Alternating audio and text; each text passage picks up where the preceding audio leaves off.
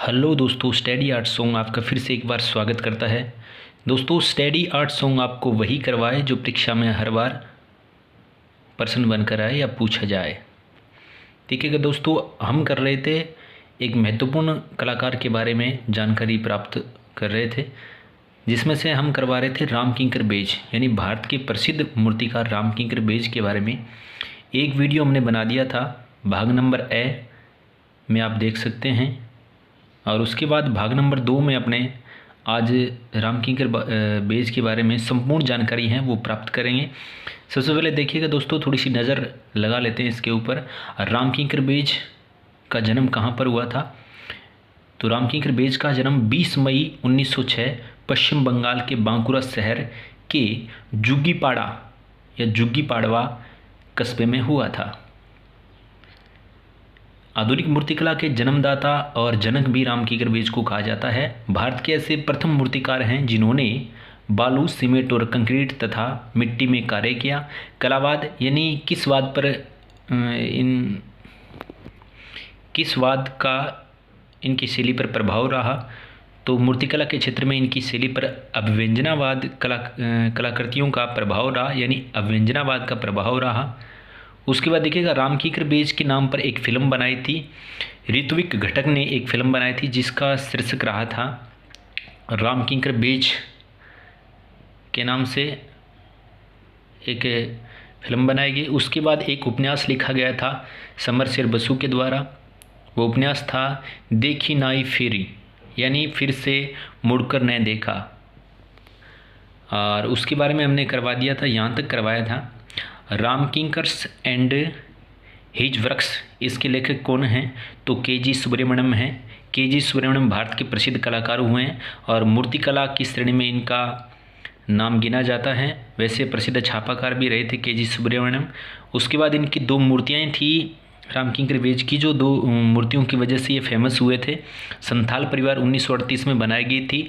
1427 centimetre ऊंची ये मूर्ति है और ये रामकिंकर बेज की एक प्रसिद्ध मूर्ति शिल्प मान सकते हैं, संताल फैमिली।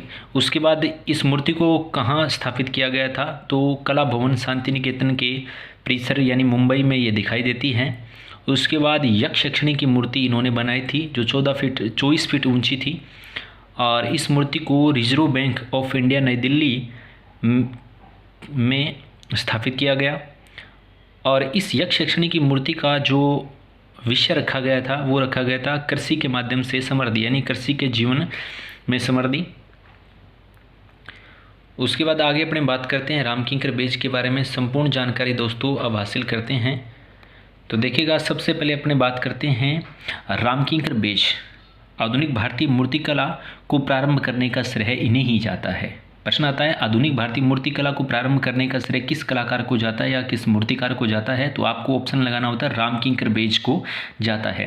भारत के प्रथम आधुनिक मूर्तिकार किन्हें कहा जाता है? रामकिंकर बेज को। आधुनिक कला के जन्मदाता किन्हें कहा जाता है मूर्तिकला के क्षेत्र में? तो रामकिंकर बेज को। जन्म आपको बता दिया मैंने। और कस्बा याद रखना, जुग्गीपाड़वा कस्बा, बहुत बार पूछा जाता है कौन से कस्बे में हुआ था, तो जुग्गीपाड़वा कस्बा या जुग्गीपाड़ा कस्बा। ठीक है। और उसके बाद में भारतीय मूर्तिकला का इन्हें जनक कहा जाता है, ये भी आपको बढ़िया से याद रखना है। और उसके बाद देखिएगा, भारत के ऐसे प्रथम मूर्तिकार हैं जिन्होंने सीमेंट, प्लास्टर, कंक्रीट में काफ़ी प्रभावशाली कार्य किया, यानी प्रभावशाली मूर्तियों का निर्माण किया। तो इनके माध्यम हैं, उनको विशेष तौर से याद करना। माध्यम बहुत बार परीक्षाओं में पूछे जाते हैं कि रामकिंकर बेज ने जो मूर्ति शिल्प बनाए थे उनके माध्यम क्या है, या फिर इस प्रकार प्रश्न आता है कि भारत के कौन से कलाकार ने सीमेंट, प्लास्टर और कंक्रीट में अपनी मूर्तियों को बेजोड़ नमूना दिया या अपनी मूर्तियों को बनाया? तो रामकिंकर बेज। अब बात करते हैं इनकी शिक्षा के बारे में कि रामकिंकर बेज की शिक्षा किस प्रकार हुई है, कहाँ पर हुई थी। विश्व भारती विश्वविद्यालय शांति निकेतन में इन्होंने डिप्लोमा प्राप्त किया और यहीं पर यानी विश्व भारती विश्वविद्यालय में ही शिल्पकला विभाग के अध्यक्ष भी रहे, यानी मूर्तिकला विभाग के अध्यक्ष रहे रामकिंकर बेज। तो प्रश्न आता है, रामकिंकर बेज ने मूर्तिकला का डिप्लोमा कहाँ से प्राप्त किया था? तो आपको ऑप्शन दिखाई देगा, भारतीय विश्वविद्यालय शांति निकेतन यानी मुंबई में इन्होंने शिल्पकला का डिप्लोमा हासिल किया और यहीं पर क्या है, मूर्तिकला विभाग के ये अध्यक्ष बन गए। उसके बाद 1925 ईस्वी शांति निकेतन में, यानी 1925 ईस्वी में शांति निकेतन के परिसर में ही रविंद्रनाथ टैगोर या ठाकुर और बंगाल शैली के प्रसिद्ध 2 नंबर के जो कलाकार हैं नंदलाल बोस, इनसे रामकिंकर बेज का परिचय हुआ। और 1940 के दशक में इन पर घनवादी अति यथार्थवाद का भी प्रभाव रहा और इन दोनों वाद से ये प्रभावित भी रहे। शिल्पकला की शिक्षा शांति निकेतन में इन्होंने प्राप्त की, ये तो पहले ही क्लियर हो गया। उसके बाद शिल्प सदैव खुले मैदान में होने की विशेषता से परिपूर्ण है। इस प्रकार का प्रश्न पूछा जाता है, बहुत बार आता है कि किस कलाकार के शिल्प हैं वो खुले मैदान में दिखाई देते हैं, तो आपको ऑप्शन लगाना है रामकिंकर बेज को जो शिल्प हैं वो खुले परिसर में दिखाई देते हैं। माध्यम देखिएगा क्या क्या माध्यम हैं, यानी इन्होंने कौन से माध्यम में मूर्ति शिल्पों का निर्माण किया है। तो पहला आ जाएगा मिट्टी, और उसके बाद कंक्रीट, प्रस्तर और कांस्य और सीमेंट और कंक्रीट को विशेष तौर से याद रखना। D++ 29/9/2018 का जो पेपर हुआ था उसमें ये पूछा गया था कि रामकिंकर बेज के जो मूर्ति माध्यम हैं वो क्या हैं। उसके बाद इनकी जो महत्वपूर्ण मूर्तियां हैं उनके बारे में बात करते हैं। संथाल फैमिली यानी संथाल परिवार, इसे बनाया गया था।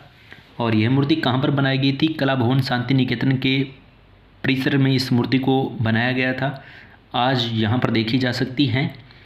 और 1938 में इस संथाल फैमिली की मूर्ति को बनाया गया था जिसका आकार 427 सेंटीमीटर रहा। उसके बाद में इन्होंने एक प्रसिद्ध मूर्ति शिल्प बनाया, लकड़ी और कुत्ता, और उसके बाद बनाया था सुजाता। ये लकड़ी और कुत्ता नहीं है, ये है लड़की और कुत्ता, ध्यान रखना। उसके बाद बनाया था सुजाता। उसके बाद मिथुन की आकृतियों पर भी इन्होंने मूर्ति शिल्प बनाया। और उसके बाद रविंद्रनाथ टैगोर का एक इन्होंने कांस्य आवाक्ष भी बनाया था, यानी कांस्य की मूर्ति बनाई थी। उसके बाद इन्होंने एक महत्वपूर्ण शिल्प बनाया था 1956 में शांति निकेतन में ये स्थापित है, अनाज की उसाई, यानी इसे मिल कोल भी कहा जाता है। और महात्मा गौतम बुद्ध पर भी इन्होंने मूर्ति शिल्प गढ़े। रामकिंकर बेज भारत के प्रथम मूर्ति शिल्प हैं जिन्होंने अमूर्त रूपों को ढालने का प्रयास किया। इनकी कलाकृतियों को आज हम कहाँ देख सकते हैं? तो सर्वाधिक इनकी कलाकृतियाँ हैं, जो महत्वपूर्ण इनकी कलाकृतियाँ हैं वो शांति निकेतन, कलकत्ता, वर्तमान में कोलकाता में आप देख सकते हो। उसके बाद सम्मान और पुरस्कार 1970 में इन्हें पद्म विभूषण से सम्मानित किया गया था भारत सरकार के द्वारा, तो ये आप नोट में लगा लीजिएगा। उसके बाद आपको भारत के प्रथम मूर्ति शिल्पी, इसको भी नोट में लगाना है। नोट में देखिएगा क्या है, Birla academy of fine art and culture Kolkata द्वारा जीनियस ऑफ रामकिंकर, क्या नाम है? जीनियस ऑफ रामकिंकर नाम की प्रदर्शनी का आयोजन किया गया था। ये भी महत्वपूर्ण है, इसको भी नोट रखिएगा। शांति निकेतन में, यानी शांति निकेतन मुंबई कोलकाता जो आज, यहाँ पर रामकिंकर बेज को किस नाम से जाना गया था? तो शांति निकेतन में रामकिंकर बेज को किंकरदा के नाम से जाना गया था और ये शांति निकेतन में किंकरदा के नाम से मशहूर थे, इसको नोट में लगा लीजिएगा। उसके बाद रामकिंकर पर लिखित पुस्तकें, यानी रामकिंकर के जीवन पर क्या क्या पुस्तकें लिखी गई थी, कौन कौन सी पुस्तकें हैं? तो रामकिंकर यक्ष यक्षी, ये R शिवा कुमार के द्वारा लिखी गई थी। उसके बाद 2 नंबर पुस्तक है my days with Ramkinkar, Somendra Nath Bandopadhyay के द्वारा लिखी गई थी। उसके बाद तीसरी जो मूर्ति शिल्प है, तीसरा जो मतलब पुस्तक लिखा गया था, तीसरी पुस्तक लिखी गई the man and the Ramkinkars, professor A Ramachandran के द्वारा यह पुस्तक लिखी गई थी। तो दोस्तों वीडियो देखने के लिए धन्यवाद। दोस्तों हमने रामकिंकर बेज के बारे में संपूर्ण जो जानकारी है जो परीक्षा में आती है उन्हें करवा दिया है। दोस्तों अगर वीडियो आपको पसंद आ रहा है तो वीडियो को लाइक करो, वीडियो को शेयर करो और चैनल को सब्सक्राइब कर दो ताकि आपके पास नोटिफिकेशन पहुंच जाए। दोस्तों इसी तरीके से महत्वपूर्ण जो कलाकार हैं उनकी सीरीज आपको मिलती रहेगी। आप हमारे चैनल से जुड़िएगा। धन्यवाद दोस्तों वीडियो देखने के लिए।